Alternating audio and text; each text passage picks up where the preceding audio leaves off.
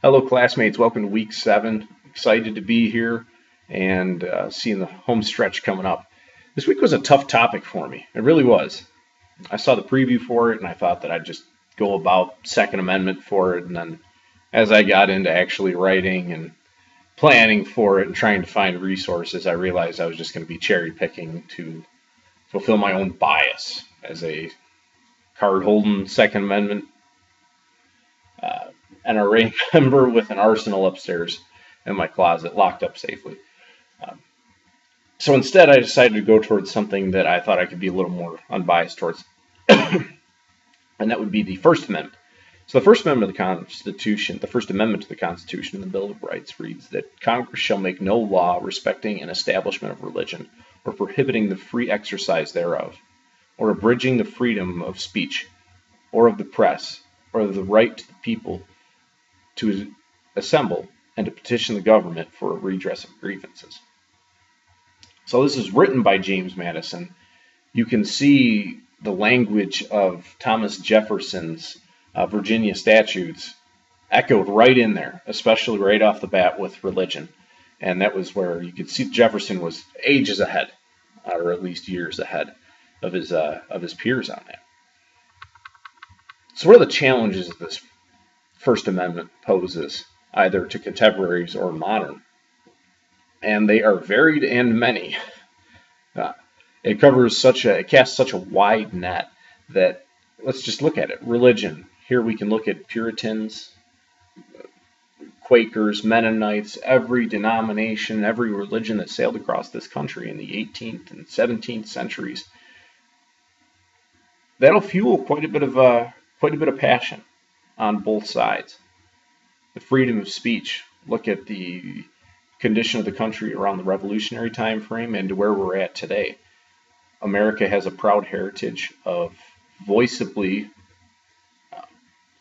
making their discontent known with things. Peaceably assemble. We're at the peak of election season right now, and peaceable assemblies are being seen everywhere in this country in the name of political parties for this one. And lastly, to petition the government. This is a fundamental right that the founders felt that they should have when they petitioned the king for redress of grievances at the time of the revolution, and it's still something that is done on a absolutely probably daily basis in this country. Now, over the course of American history, there have been a lot of challenges, or I should say Supreme Court cases, that have been seen involving the First Amendment. And burn through just a few of them in very many that are available. First, you could start with Schneck in the United States in 1919. Here you had Schneck enter a theater that was being used as a recruiting center, falsely shouting fire in a theater.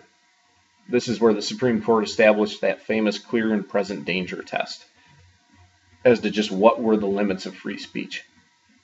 Moving on from that, you have the Tinker versus Des Moines Independent Community School District in 1969. This was at the height of the Vietnam War, and a group of students entered the Des Moines Independent Community School District wearing black armbands to protest the Vietnam War. The Supreme Court famously defended their First Amendment rights by saying that these students do not, quote, shed their constitutional rights at the schoolhouse gate. The last example to take a look at is the McIntyre versus Ohio Election Commission in 1995. This is where the Supreme Court struck down a state law in Ohio of banning the distribution of anonymous campaign literature.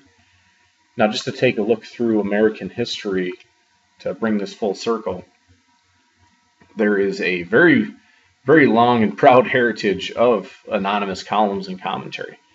This could date all the way back to the Hutchison letters in the 1770s, which upended politics in the Massachusetts colony.